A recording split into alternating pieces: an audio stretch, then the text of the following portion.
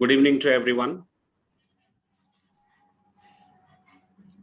Good evening. Ladies and gentlemen, good evening to all of you. I welcome Dr. Ambi Parameswaran to this WiseViews Interactive Webinar Series. And today, the sixth one in our webinar series is on how do we spring back from rejections. This is the topic the guest is going to speak about today. On behalf of ICFI Group, I wholeheartedly welcome Dr. Ambi Parameswaran to this webinar series. Thank you very much, sir, for agreeing to speak.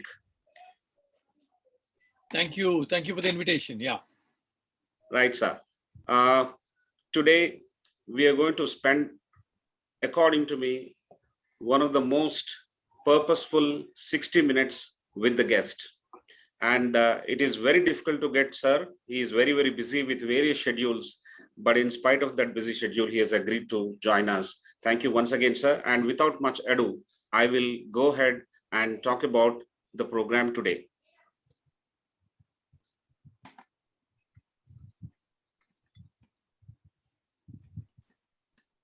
The agenda is basically 30 minutes of talk initially by the guest, Dr. Ambi Parameswaran, and then the remaining 30 minutes will be his response to various questions which we have clustered.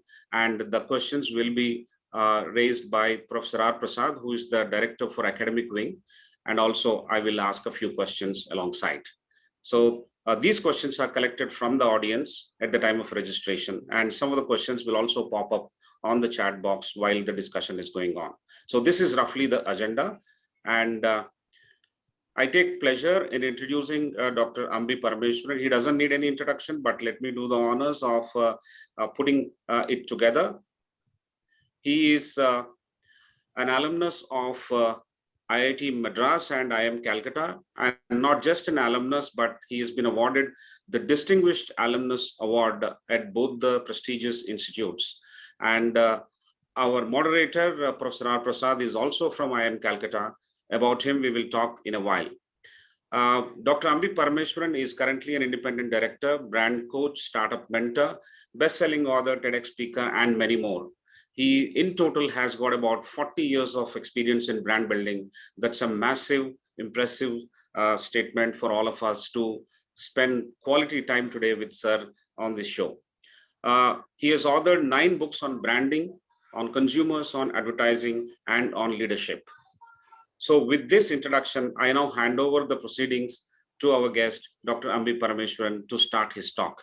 Thank you very much, sir. Once again, I welcome you. Please start the talk. Yeah, thank you. Can I get screen sharing? Yes, sir.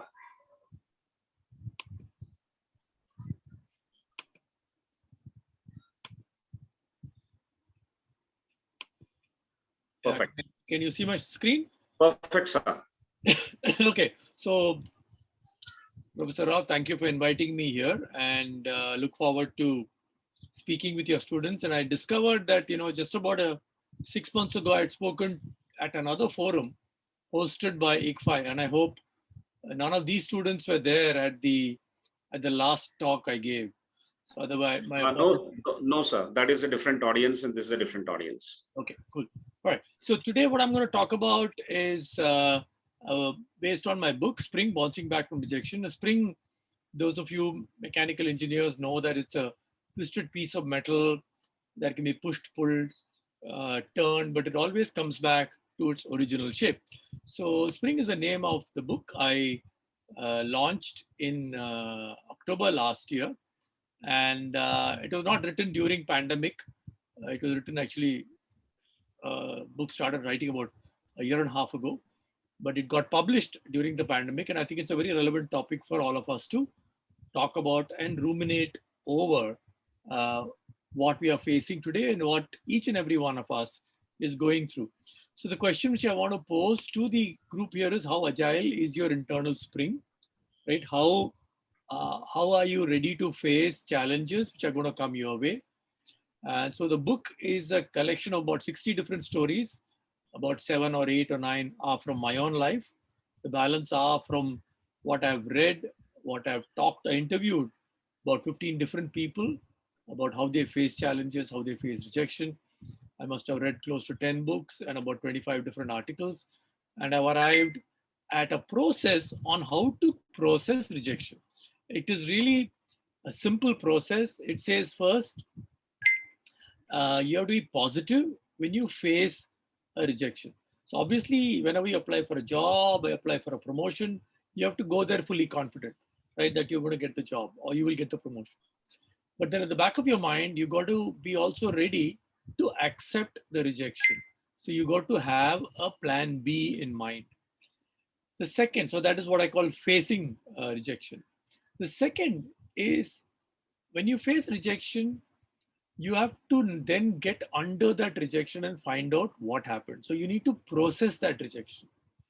You need to break it up into its compartment parts and find out what happened. It's very easy for us to say, I didn't get that job because the interviewer was very nasty and he gave it to that girl, or you gave it to that guy because he's biased. That's easy to externalize the rejection. But in this step, I'm saying don't take it internal, try and understand what happened in the rejection.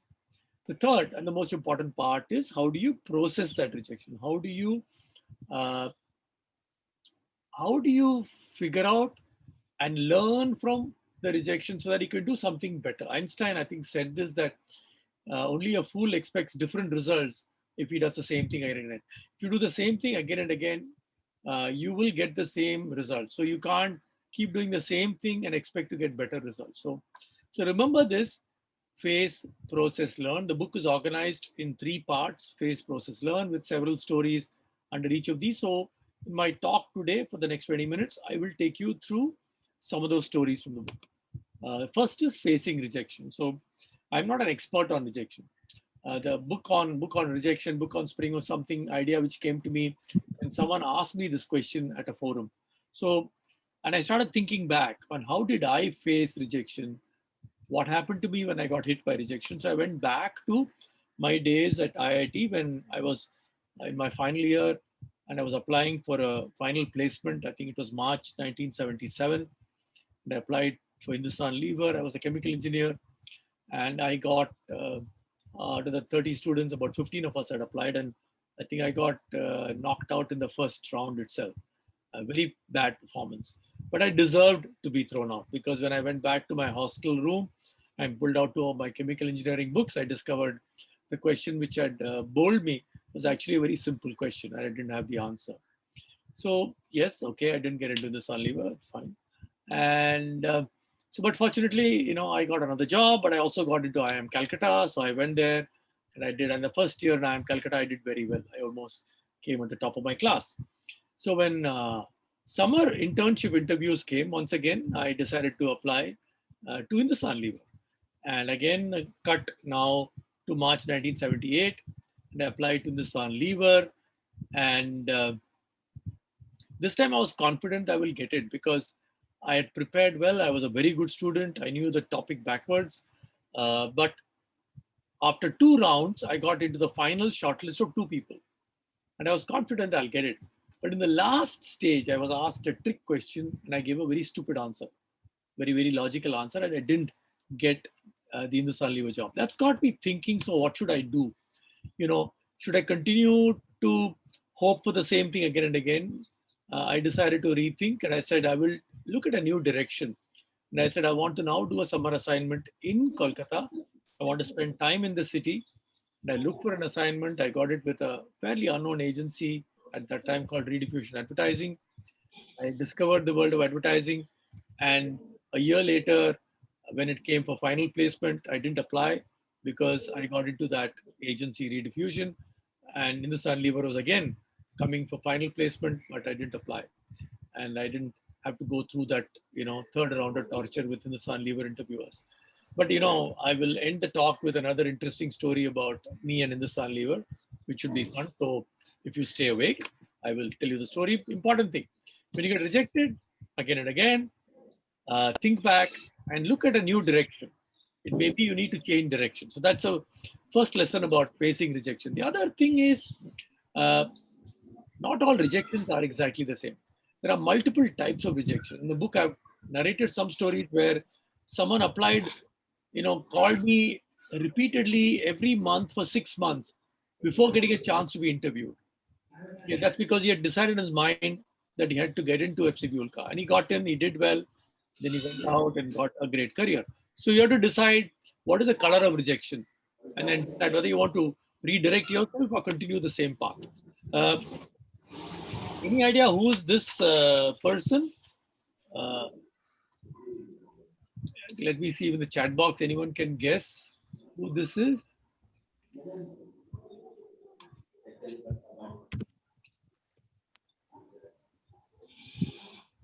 Any idea who this is?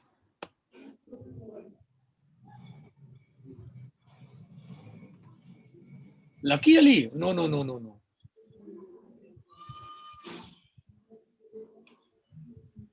Definitely not Lucky Ali. I don't know whether Lucky Ali will get insulted or this gentleman will get insulted. But this is Sanjay Subramaniam. He's one of uh, the most respected Carnatic music singers, and he was performing in Bombay. And so we had gone to attend the concert, and there was a Hindustani sarod player who came and played. But the strange thing was, hall was virtually empty, and Sanjay Subramaniam was supposed to play from I think 6:30 to 8:30, and so we thought people will come at 6:30 for the concert. No one came. So the hall was virtually empty, and I was upset. I met the organizer before the concert started and said, "Look, this is an insult. You cannot have an empty auditorium for someone, a legend like Sanjay Subramaniam." What they told me kind of blew me away, because what they said was, "Look, we explained to Sanjay that there is a problem because of traffic, because we are organizing it in Bandra, which is not a South Indian locality. We're not getting a crowd. We hope it's okay." So the answer he gave was amazing. He said, "Even if there are 5 people in the audience, I will sing for them. You don't worry. I've come from Chennai. I'll sing." It was a fabulous concert. And the next week, the Monday, there was a fantastic review of Sanjay's concert in a Mumbai Mirror, written by Shanta Gokhale, a very leading musicologist. Right. So he didn't get a big auditorium full of people, but he got that one reviewer. So remember, when you're appearing, pitching your idea, when you're appearing for an interview, it's quite possible that the senior people are not in the room. Maybe 2 juniors are interviewing you. Well, maybe those juniors are critical. That junior may actually be the MD's son. Okay, so remember, this has happened to me multiple times. When I pitch for a new business, you find that the MD is not there. Some young chap is there, and you almost get upset, but you realize that that young guy in the room may be a decision maker. So remember what Sanjay said: perform at your best capacity, irrespective of the size of the audience. Okay. Now, all right, Sridhar, good point. Okay, Sridhar, now what is common amongst all these 4 books? This is Not a Penny More, Not a Penny Less, Jeffrey Archer, Harry Potter, Philosopher's Stone, Chicken Soup for the Soul, and Amish Tripathi, book Legends of Meluha. Anyone in the audience can guess what links all these books together?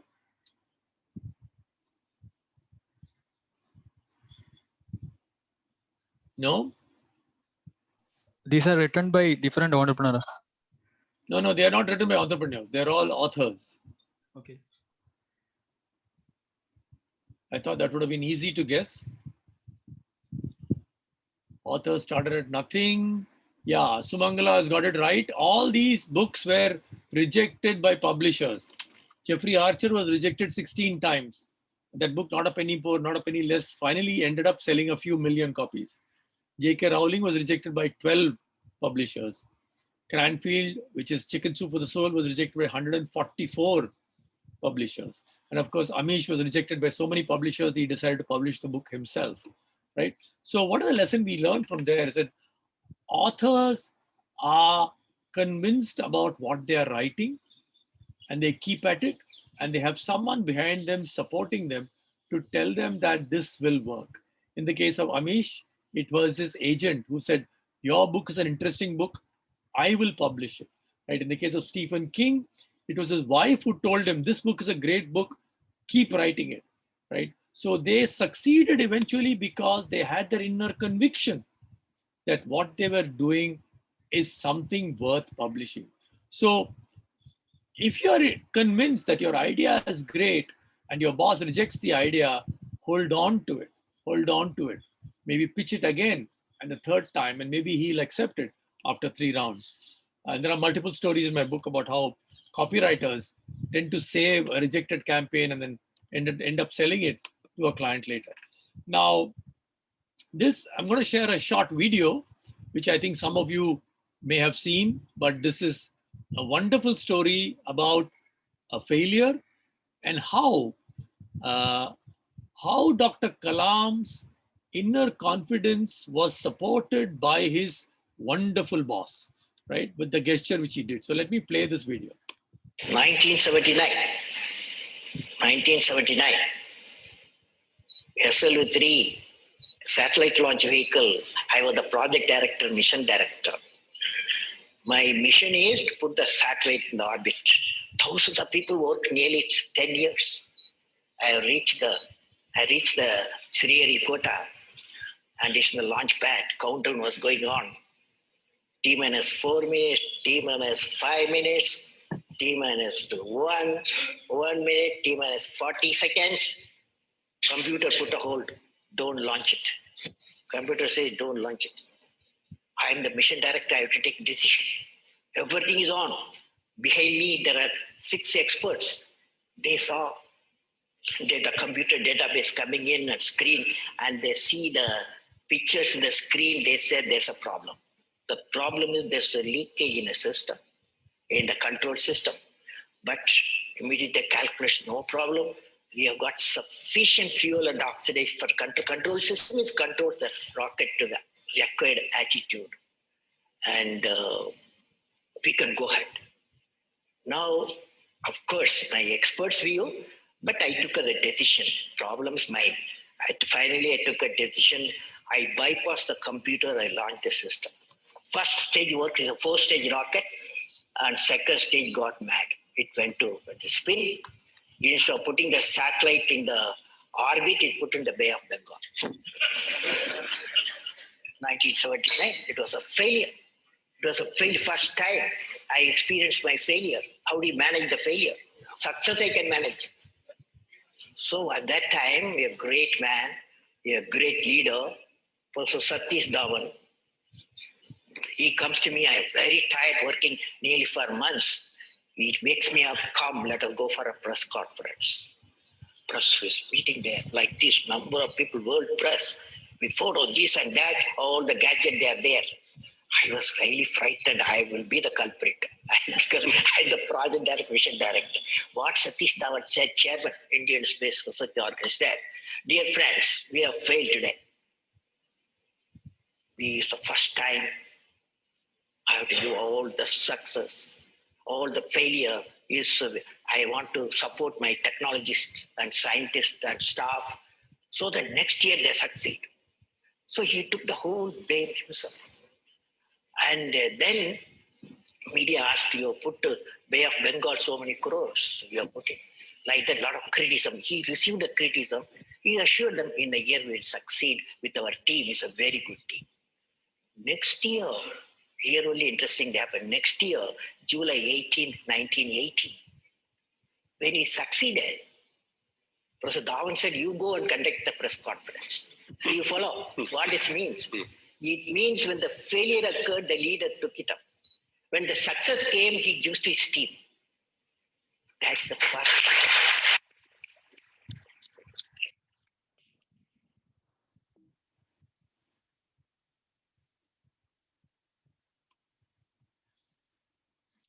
So see the story here.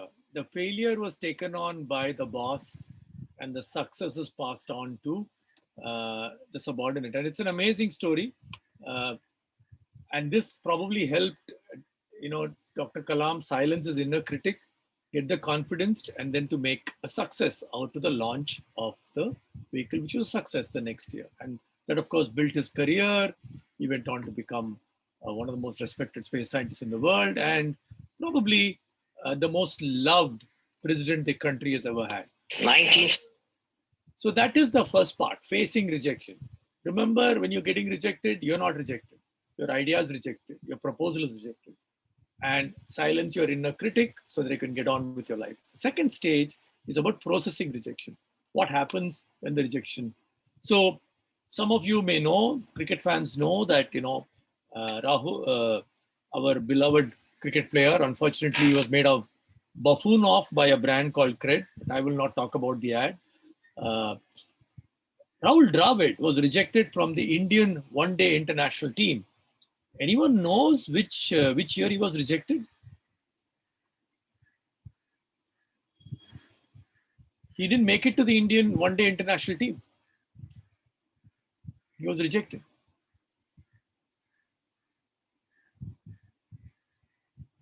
This was the year 1998.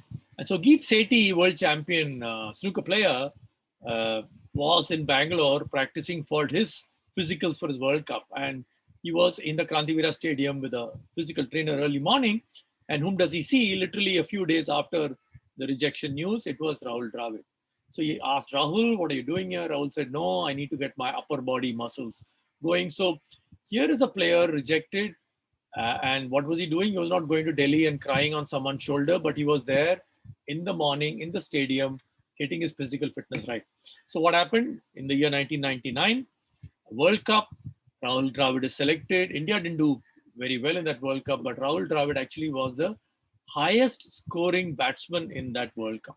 So what I think the important thing is, you may get dropped from a team, don't curse, process that rejection, just as Rahul Dravid did, go and get your abs muscles built.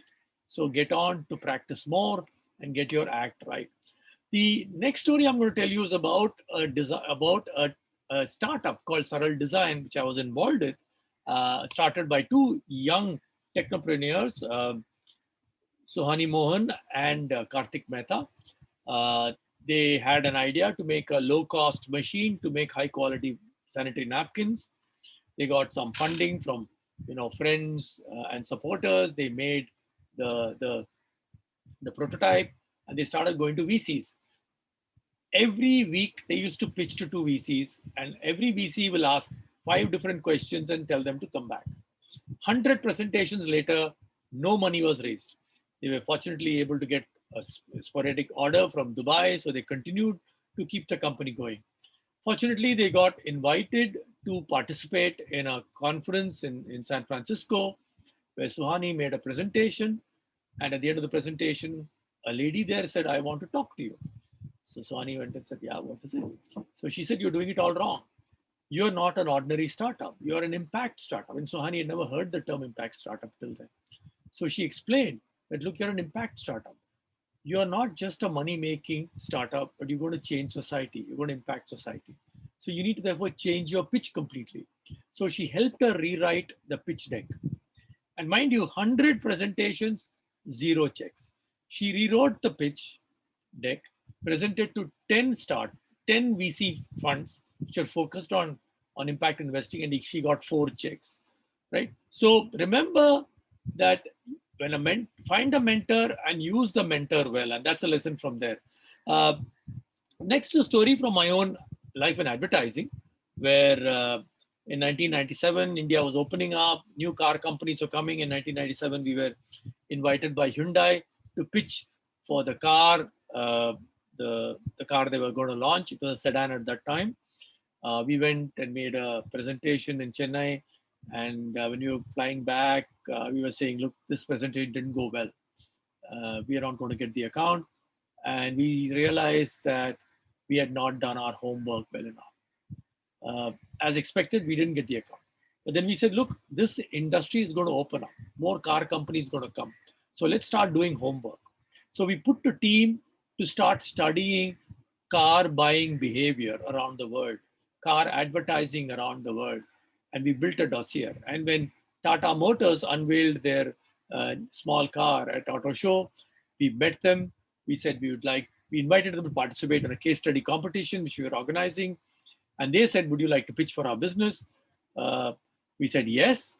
And then 15 agencies pitched for the Tata Motors business, and we won the account. And at that time, our client said that, look, we are going to be your #1 account. I was not sure because we had ITC, we had Amol, we had Wipro, we had Hero, but Tata Motors turned out to be a number one account. And let me play an ad, and then I'll tell you a little bit more. When I saw you standing there, about fell out my chair. And when you moved your mouth to speak, I felt the blood go to my feet. Nice car.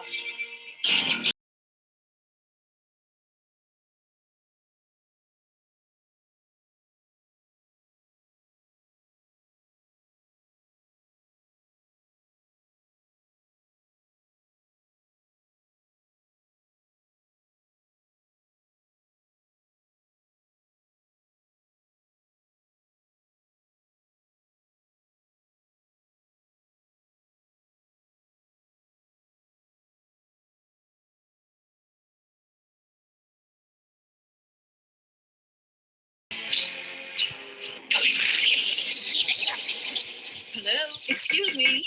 Can you give me a lift? Tata Indica, more dream spoker. So what happened was we got rejected by Hyundai, but we landed Tata Motors. It turned out to be a very big account for us, and we worked. I personally worked on the Tata Motors business for about 15 years. It continues to be an important account for FCB Ulka. So never worry if you get rejected by something. You may actually end up by getting something better, as long as you put in the effort.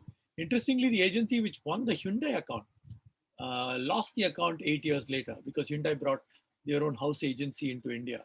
But we continue to handle this account, big account, for many years, right? So we saw facing rejection, we saw processing rejection. Now we come to learning from rejection. And I've got to finish this in 5 minutes. So let me quickly go through. One of the important lessons you learn when you talk to academics is that in academia, being rejected is standard procedure. All PhD scholars who want to publish get rejected. Nobel laureates have had their theses rejected. Nobel laureates have been laughed at, right? So I've captured some of that in my book. But I shared the story with someone who was a computer scientist, and he said he's got about 20 papers published in the last 3 years in multiple conferences. And he said that out of the 20 papers, 13 were accepted the first pass, right? They didn't get, normally in scientific papers, you get rejected and then you get comments and you have to rewrite it and resubmit, and it goes on for 3, 4, 5, 6 rounds. And so he said 13 got accepted first pass. But he said the 6 or 7 which got actually rejected once or twice were the ones which actually ended up winning prizes as the right? So remember, in academia, if you get rejected, read the rejection, read what the reviewers have written, and maybe you can actually make your presentation, your paper, your research even better, right? And use each rejection to become a little better. I don't know why these yellow lines are coming. Prasad, do you have any idea why? How come you got these yellow lines coming? You have to see, sir. Not very sure. Not sure. I'm not scribbling, but I don't know, these yellow lines are coming. So anyway, so the other thing is that, when you're interviewing someone or when you're being interviewed, be ready to talk about your failure and be ready to tell that the failure taught you. Rejection is interview.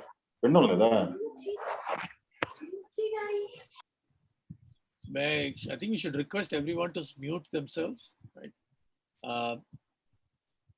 Okay, so if you're not faced rejection, remember you've not flown high enough. So facing rejection actually is a seal of approval that you're trying to reach for something which maybe you're not capable of achieving, and therefore you get rejected and you can try again. So let me end my little discourse with a little story about what happened to me when I moved from Chennai to Mumbai to head Ulka Mumbai, and we had an account called Santur. The agency had got the account in 1989, done some very good work. But when I took over the account in 94, the agency and the client were at loggerheads. The agency was convinced that the insight of younger looking skin and this whole idea of mistaken identity was very strong. It can continue. The client felt that it cannot continue because the brand sales was coming down. So I was caught in the middle. I had to find via media between what had to be done. Finally, we managed to do something nice. And let me play this ad.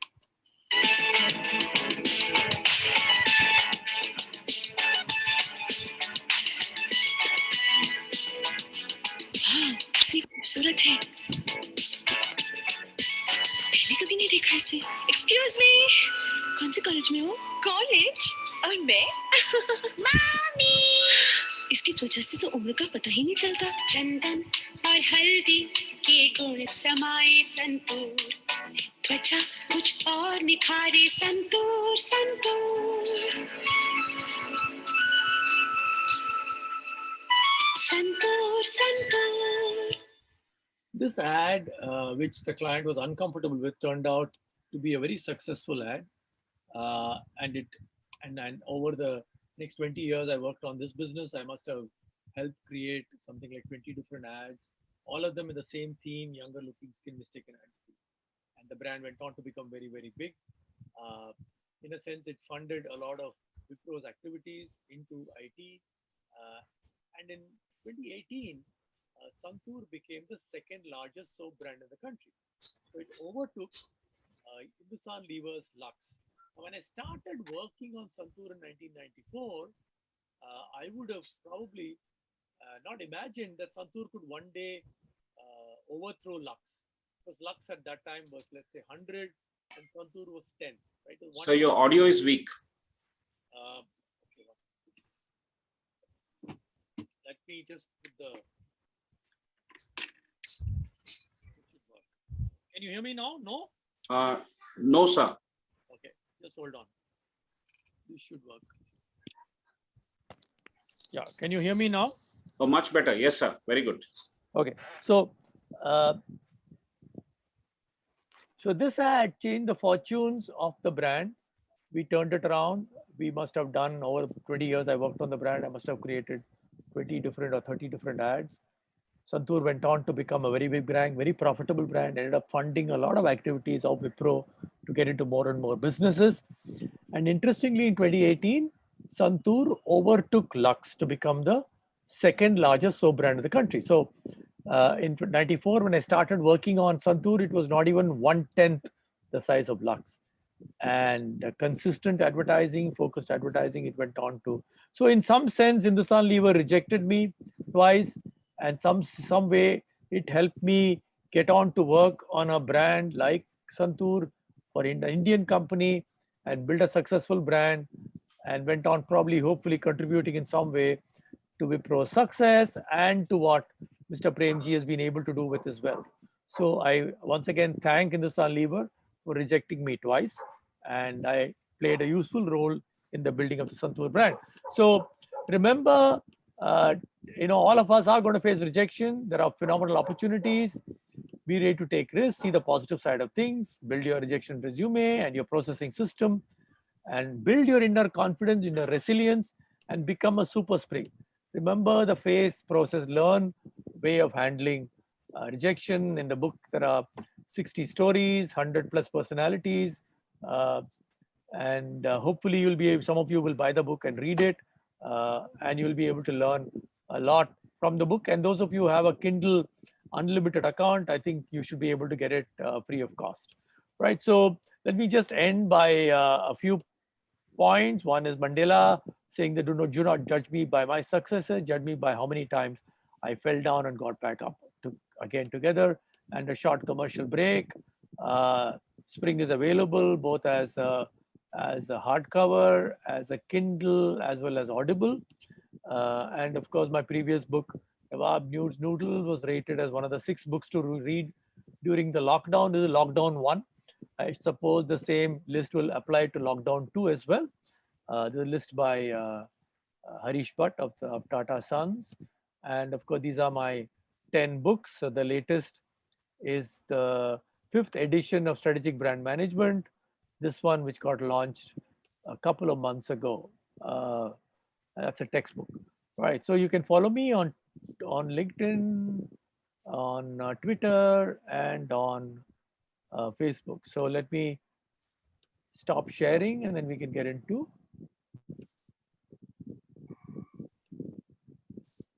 Q&A. Okay.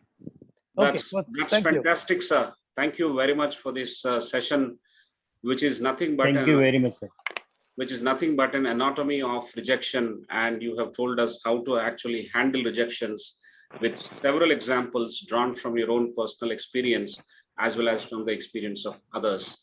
So with the high of this session, now we will move to the question and answers and the moderation. I'll invite now Professor R. Prasad, who is the director for the academic wing at ICFI. I will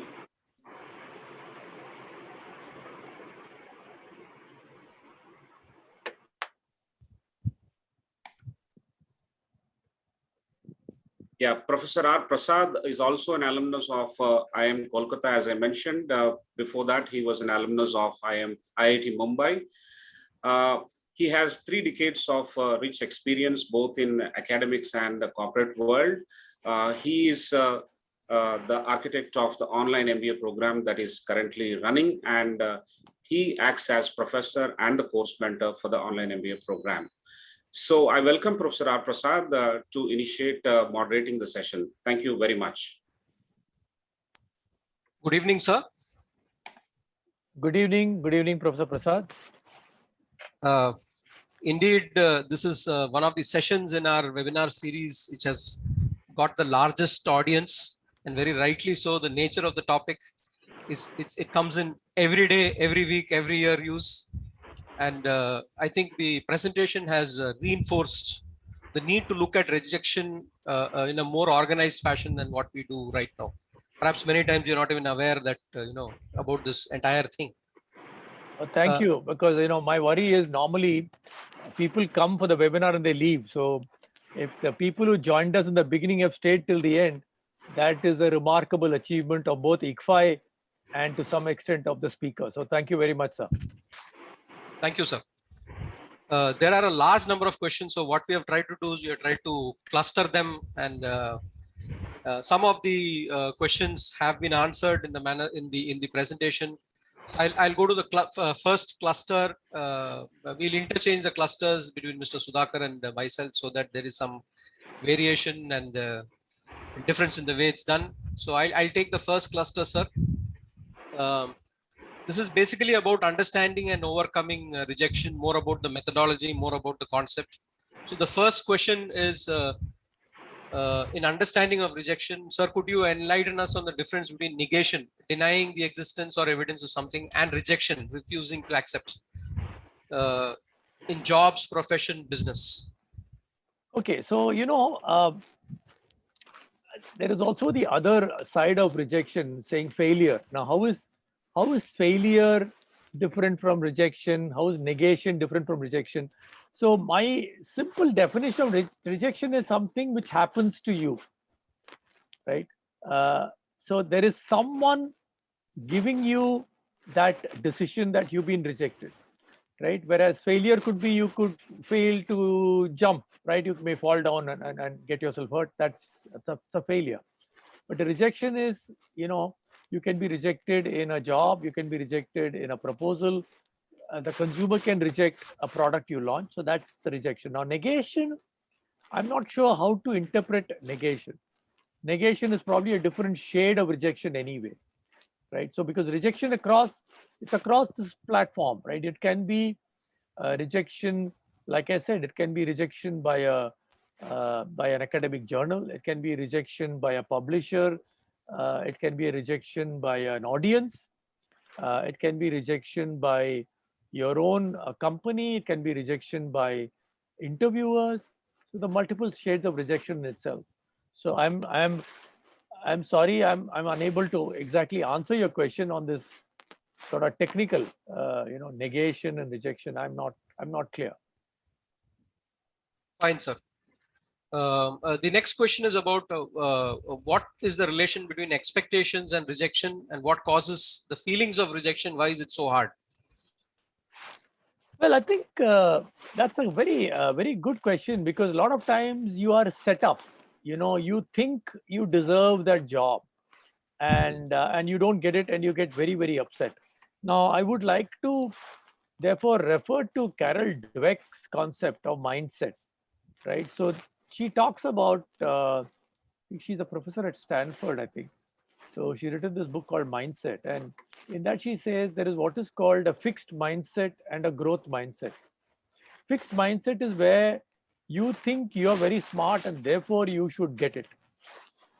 Growth mindset says the opposite. Growth mindset says you put in enough efforts, so you will get it. So if you don't get it, it is not you, it is the amount of effort you put in. So a person with a growth mindset will learn from every rejection, whereas a person with a fixed mindset will get demolished at every rejection. So you have to have the expectations, but you have to realize that you don't, no one deserves to give you the order. No one has agreed to give you the order. You have to get it. And if you have a fixed mindset, you will get majorly disappointed. But you have a growth mindset, you'll say, look, I didn't get the order. Maybe I didn't put in enough effort. Maybe I made some mistake. What can I learn? Whom can I talk to? Who can give me advice? How can I become better? Right? Thank you, sir. Thank you for bringing in the concept of the growth mindset. Also happens to be the area of research for me.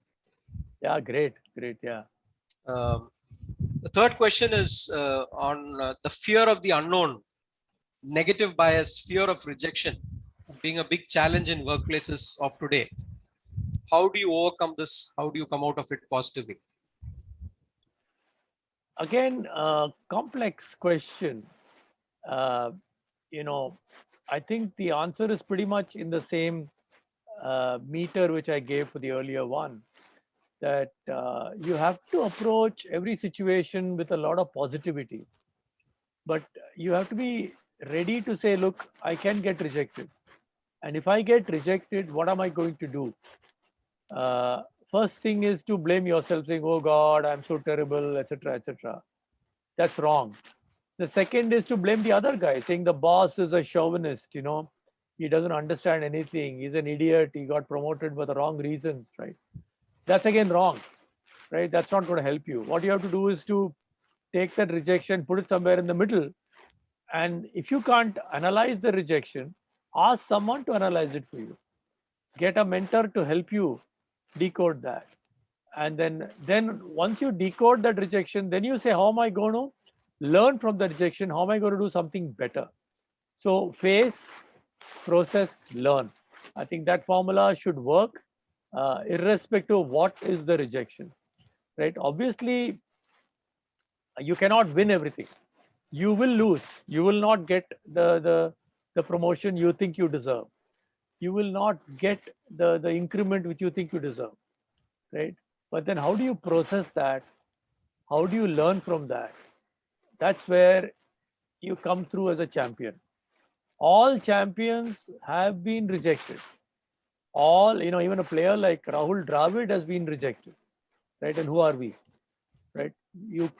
Anyone can get rejected, right? Even the best of best players, Nobel laureates have been rejected, right? But the ones who succeeded believed in what they were going to do, used a mentor, learned from the rejection, and then went back at it, right? That's what you need to do. Thank you, sir. The reminder that many great people, those who have achieved significant success in their life, including Nobel Prizes, have been rejected, is a reminder to all of us constantly on this. The next question is about resilience and mindset. What are the tools adults possess that help them to develop these mindsets for resilience, learning, developing confidence, motivation, etc.? And what are the coping mechanisms to emerge from rejection? How to develop a mindset of Elon Musk, in attempting and achieving goals in uncharted territories? Well, some of these people are rare people, right? I mean, when someone says, oh, Steve Jobs never did any market research, so why should I do market research? My answer is, you're not Steve Jobs. You're a brand manager handling a brand of soap or toothpaste. So don't confuse yourself, right? You know, if you're Steve Jobs, you would have set up a company like Steve Jobs did, right? So we are all lesser mortals. Let's understand that. And what are the questions? Sorry, I got carried away. There are a number of questions here. Basically, it's about resilience and mindset. And essentially, it's what are the tools that adults possess or will use that helps them to develop these mindsets for resilience, learning, developing confidence, motivation, etc. Okay, great. So, you know, I'm also a certified coach. So one of the important things which we tell people is to uh, become mindful. So the whole thing is about becoming mindful, and mindfulness also leads to meditation. So can you sit quietly in some place for 5 minutes, 10 minutes, 20 minutes, 1 hour without doing anything? That's what they call mindfulness, and we call it meditation. Both are fine. So meditation helps you becoming more resilient. The other thing is that if you can become conscious of what is happening to you, right? It will help you overcome a lot of these internal problems. So one of the other techniques we tell our coaches is to do journaling. That you know, I'm going through a very depressing time, I'm feeling very bad. No problem. Write it down every day in a journal. Write maybe one sentence, maybe two sentences about how you felt.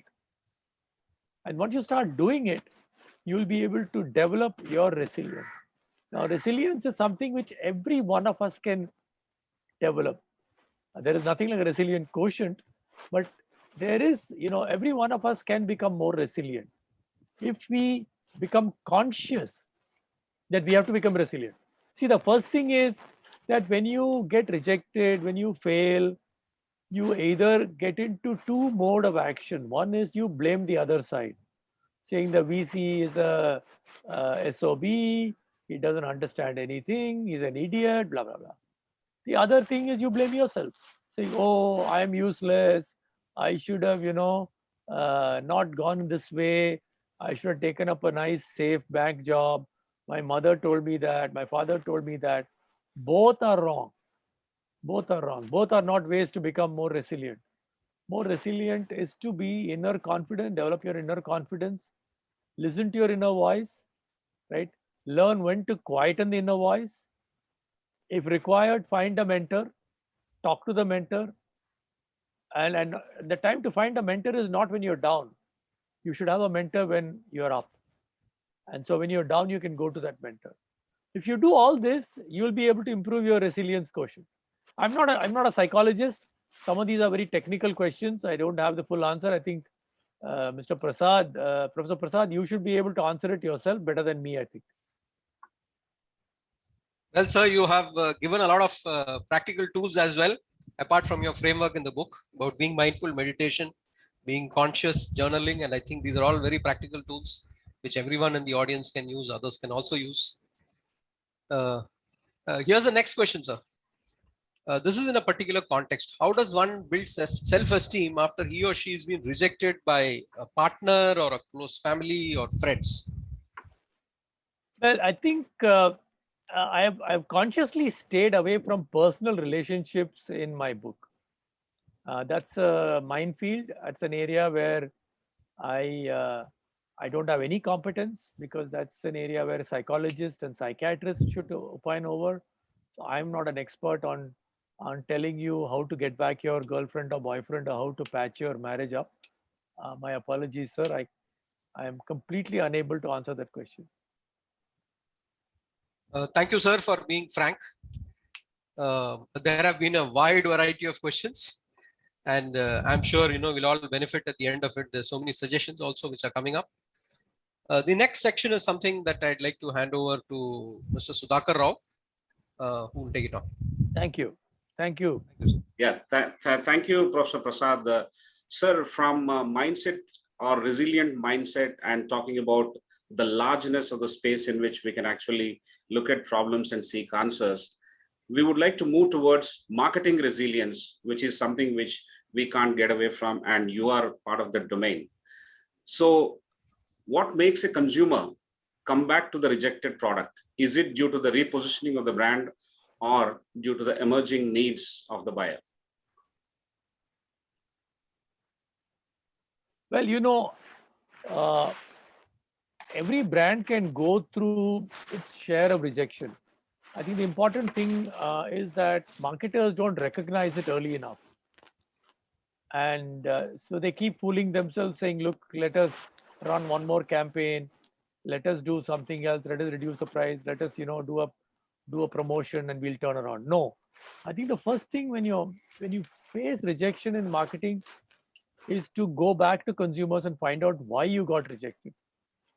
It could be something to do with the product was too early for its time, right? And therefore, there was no market in that gap. You thought there was a gap in the market, but there was no market in that gap. So which means it's better to withdraw and retreat and try again later. However, if you find that the product has appeal, but you were not able to kind of unlock a consumer insight, then you need to work hard to find out what is the consumer insight which will work for your brand. Now, the consumer insight could be, for example, how do you increase consumption of eggs in this country? So the agency which worked on it, a friend of mine, there was no more, called Anand Halve, he said we should make egg eating a daily habit. We know currently most families eat egg only once or twice a week. So they came out of the campaign, Sunday ho ya Monday, Rose Khao Ande. Now that campaign ran for only a few years, but it's still being remembered, right? Because it's such a powerful idea. Right? Or when we were working on the NDDB milk campaign, and milk was losing its fun quotient. Milk was seen as a very boring drink compared to Coke and compared to Pepsi. As a result, Dr. Kurian told us to do a campaign which made milk fun. So we did that, doodh, doodh, doodh, wonderful doodh campaign, right? And children were singing that song. Children were singing that song and running on the road, saying doodh, doodh, doodh. And suddenly it made doodh a fun, happy thing to drink. Well, did we stop Coke or Pepsi? No, we did not. But we saved milk. By doing that, we saved milk.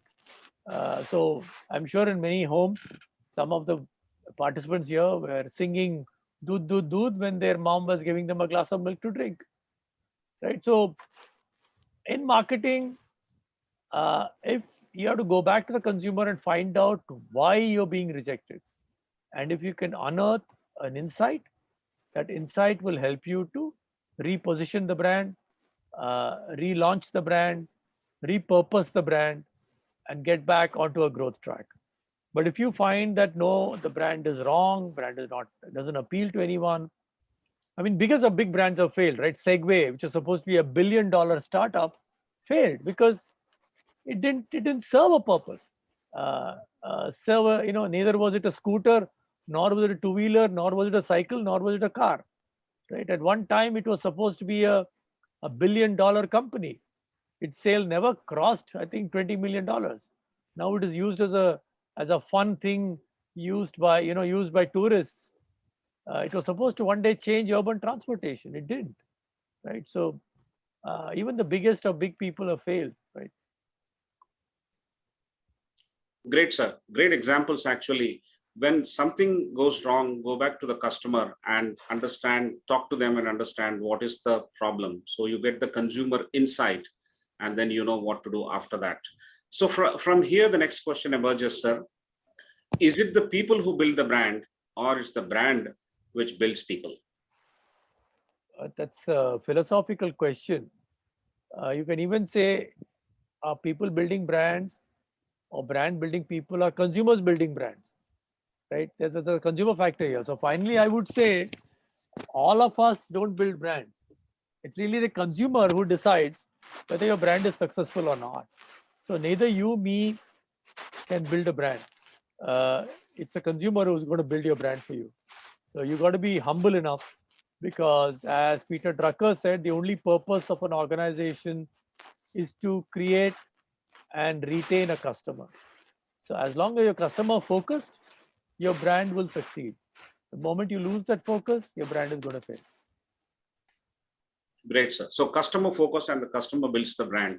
So in what we have noticed in the recent past is despite reduction in print media circulation, what are the challenges faced by various brands to sustain their brand image?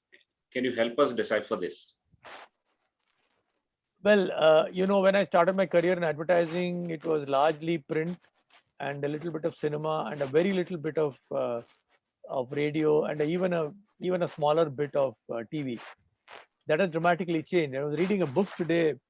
I was told that in 1938, in America, radio became a bigger advertising medium than print.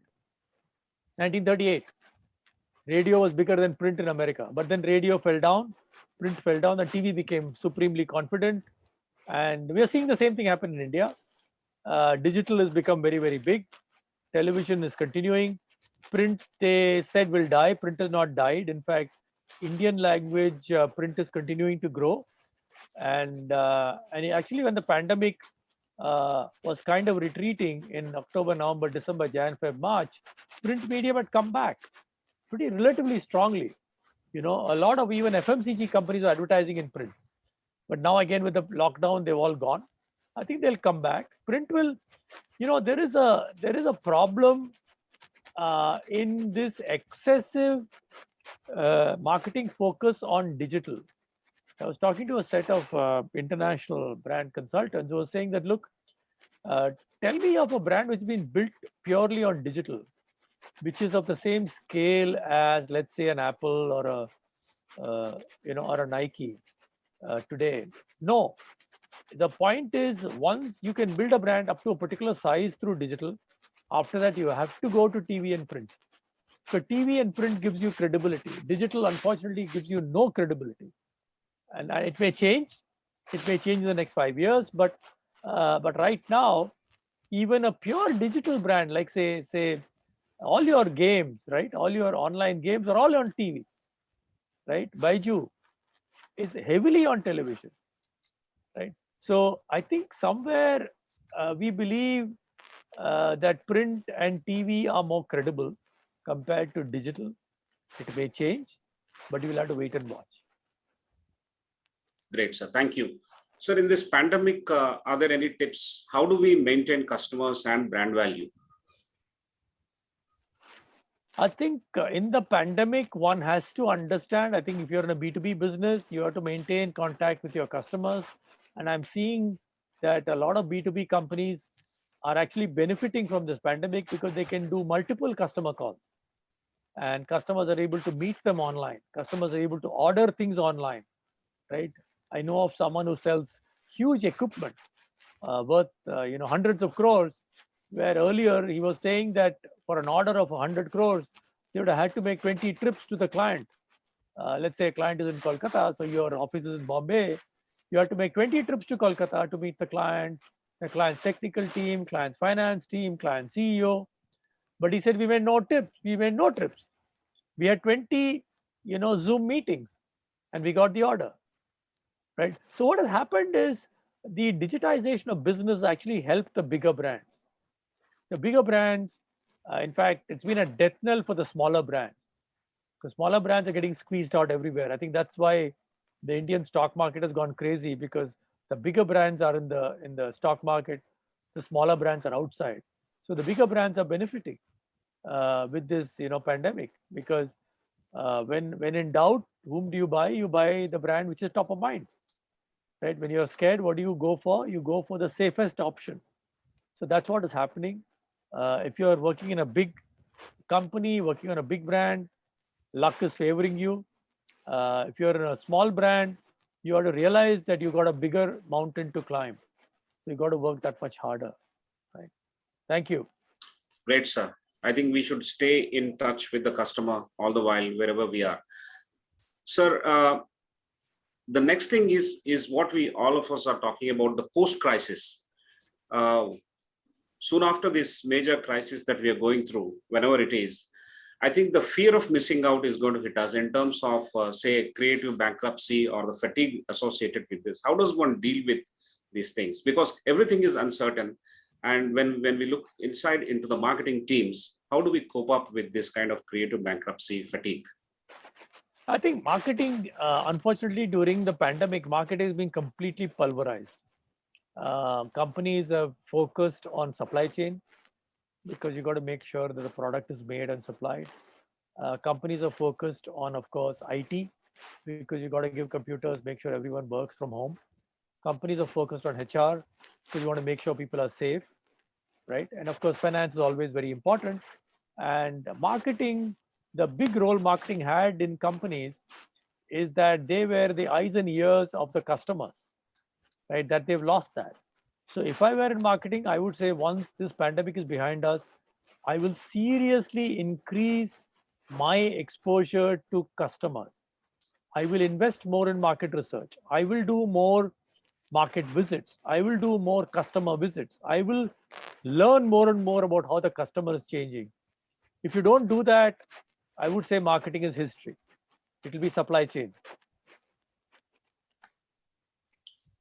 Great, sir. So one more view I would like to seek from you. In this data-driven world, marketing is completely data-driven. Do you think still the creative works have a place? Absolutely. I mean, stories are always going to be powerful. Stories are always going to be important. I think Aswath Damodaran, who's a #1 valuation professor at NYU, written a fabulous book called Numbers and Narratives, where he says even hard-nosed financial analysts get carried away by the story because stories are so much more powerful than numbers. So if stories are more powerful, stories come from creativity, stories come from the right brain, right? And they are not going to go away, right? So they continue to be important. I have one last question in this cluster, sir. That is, does healthcare require advertising? Absolutely.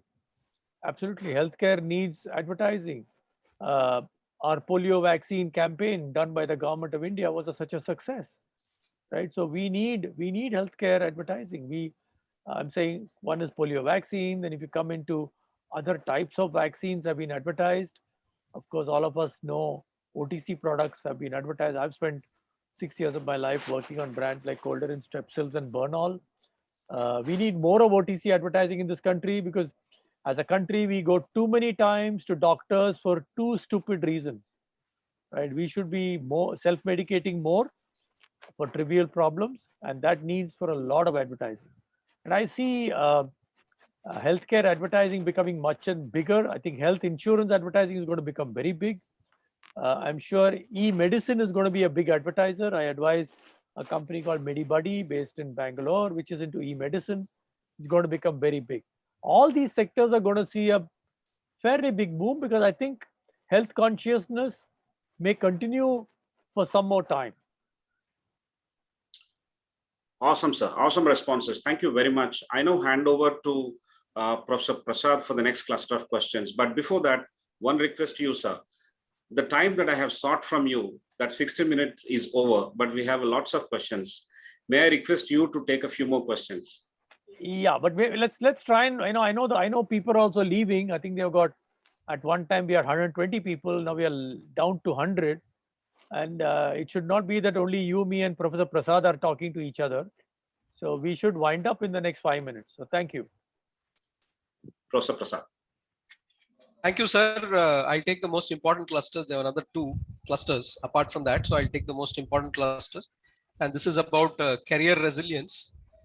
One question is about mid-career, failure, disappointment, rejection. And how do you handle this?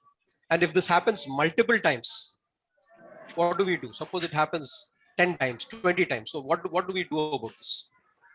One, if career rejection can happen. All of us have gone through careers where you think you deserve a promotion, you didn't get it, or someone got hired above you, well as you thought you deserved it. So my simple advice is to find out why. Go behind it. Same thing. Face, process, and learn. Find out what happened.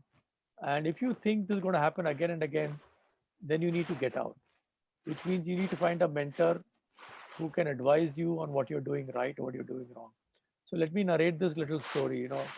I was approached by someone whose nephew was going through a crisis like this. This was last year, around August.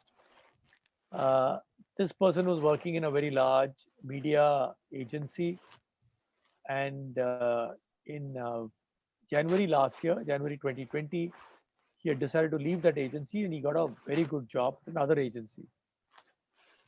But this agency where he was working told him that we will match the offer, etc., etc. So come March, he decided to stay back in his agency and did not join the other company. So the other company said, sorry. So he decided not to join the other company. And the other company said, look, we are anyway not hiring. So when we start hiring, do you want us to consider you? So he said, no, I've stayed back. So the other company in July took a lot of people whom they had told wait. Right? And this guy had said, no, I'm not interested. So he stayed on with his old company. And come September, this company said, we are laying off people. And since you had resigned in January, we are laying you off. Now, this guy had a family, had 2 kids. He was going through a huge crisis. So someone knew I was an ex-advertising guy, so he put me on to. I said, what option do you have? I said, look, he said, I'm doing freelance, but I've got this offer from this television channel to join them. And my family, my wife, mother are saying, join, don't sit at home. I said, listen, you worked for 12 years in some very good companies. Right? Now you end up joining this unknown little agency, the unknown little TV company that's going to go into your CV. That's not going to look good.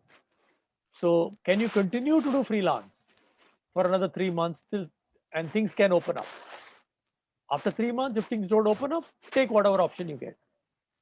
So he said, okay, sir, that's, useful advice. And, now I'm having the confidence. So he continued to freelance for another 3 months. And then in January, he got hired back.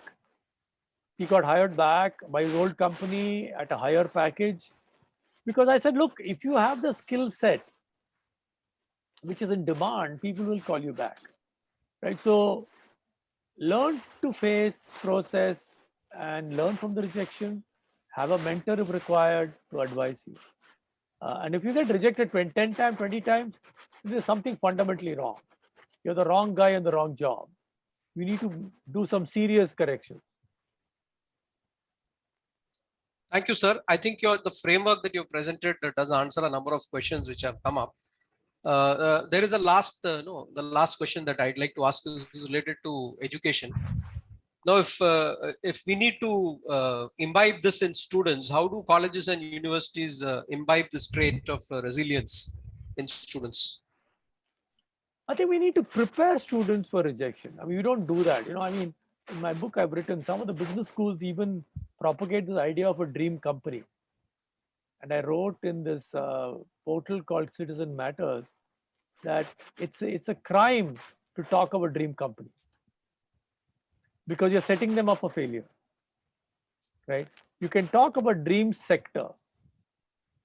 You can talk about dream sector saying, look, I want to work in consulting, or I want to work in FMCG, I want to work in manufacturing. But say that, no, I want to get a job in Hindustan Lever. Out of 200 students, only two guys are going to get in, 2 girls are going to get in. And you're going to set yourself up. So I think we need to prepare our students to be a lot more realistic, to be ready for facing rejection. Because if we don't do that, when they get hit by a rejection, they're going to feel very, very bad, right? And unfortunately, whatever we professor types tell, there is a crazy student world out there. There is this completely absurd system of day 0, day 1 placement, which is all totally moronic, right? I mean, I was a top ranker, one of the top 5 students at IIM Calcutta. I could have applied to Citibank or TAS or whatever. I didn't even go through placement. I took up a job in an unknown advertising agency, right? So why did I do that? And I think I've done okay. Someone may say you would have done better than this if you had joined Citibank. Maybe I would have, but I'm okay with where I am. So I'm saying we have to prepare the students that don't get obsessed with placement, don't get obsessed because, anyway, all these guys fight so much for the day one job, and then 1 year later they've quit the job. So what's the purpose of the day one madness? Right? Makes no sense. Thank you, sir. I think that's a wonderful suggestion and can be practically tried out also at educational institutions. I guess the professors as well as the placement teams will have to keep this in mind. I would limit myself to this, sir. I think we have taken more than the share of time that you have assured us. It has been extremely valuable. I'd hand it back to Mr. Sudhakar. Thanks a ton, sir. Thank you. Thank you, sir. We didn't realize how this 60 minutes flew off.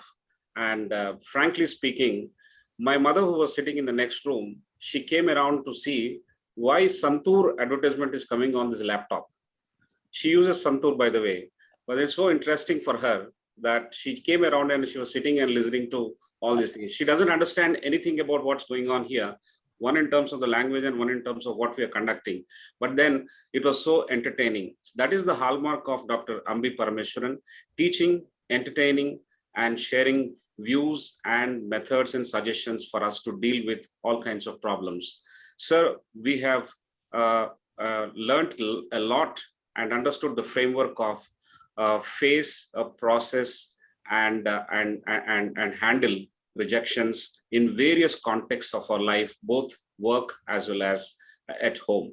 I think thank you very much, sir. On behalf of ICFI Group, I once again thank you immensely for sparing this time with us. And I would love to come back to you and request you for another session whenever it is convenient to you as per your schedule. But for now, from all of us here, thank you very much, sir. Thank you.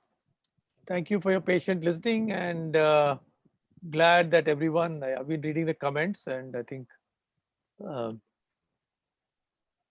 there are many questions still pending. We'll write to you, sir, by email. I'll send it across if it is possible. But then there's no end to this. We'll have to only request you to come back for another session. Thank you very much, sir. Thank you, and good night. Good night, sir. So, ladies and gentlemen, thank you very much for joining us. And it was a very engrossing and entertaining and valuable session from Dr. Ambi Parameswaran. I thank all of you for patiently listening to and joining us and raising questions, not only at the time of registration, but also while the session is on. These questions are very interesting, and we'll track each of these questions and try and make sense of it, even for our own internal learning, as well as for sharing with all of you at an opportune time. Take care and stay safe. Thank you all once again.